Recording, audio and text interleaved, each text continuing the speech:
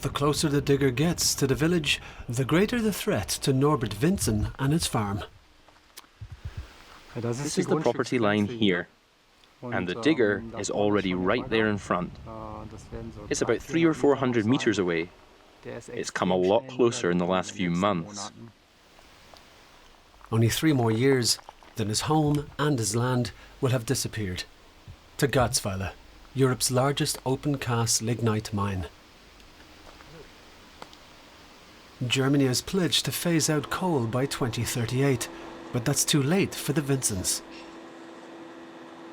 They live as an extended family on this historic farm with 8,000 square meters of land.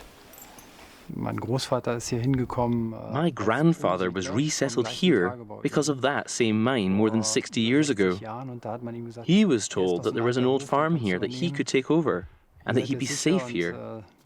Now we're the 4th generation, and it seems we'll have to leave again because of the mine. That hurts. We don't want to leave.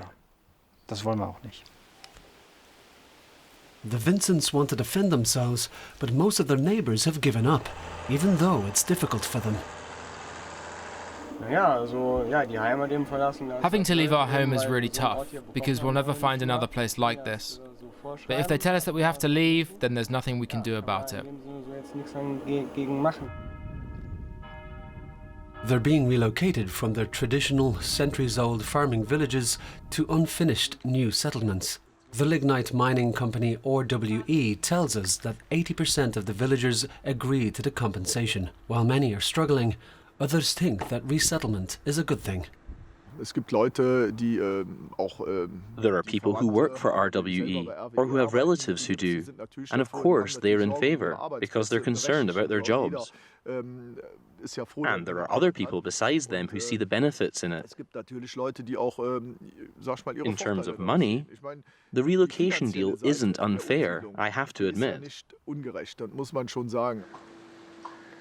But he'll miss his old village, with the orchards, the woods and the well. It means much more to him than a new development.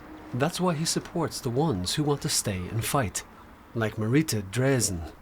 My parents keep saying they don't want to go through it again, having to leave. My mother says that often, and then she starts to cry.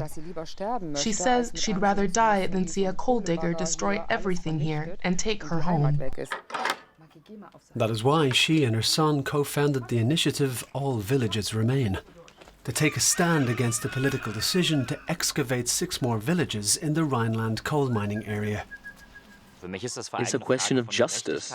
It's not fair that people have to leave their homes because of a 19th century form of energy.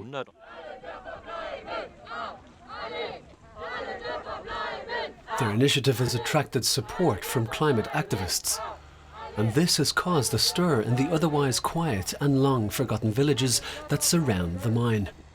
For some, the protests are a cause for concern, but others, like the Dresens, see the support from the climate protection movement as a chance to stop the diggers for good. It's given us a lot of strength. There's a feeling that we might actually manage this. I think it's a great sign. Climate activists have been camping on the edge of the villages for weeks. Their demonstrations unite different worlds in one goal.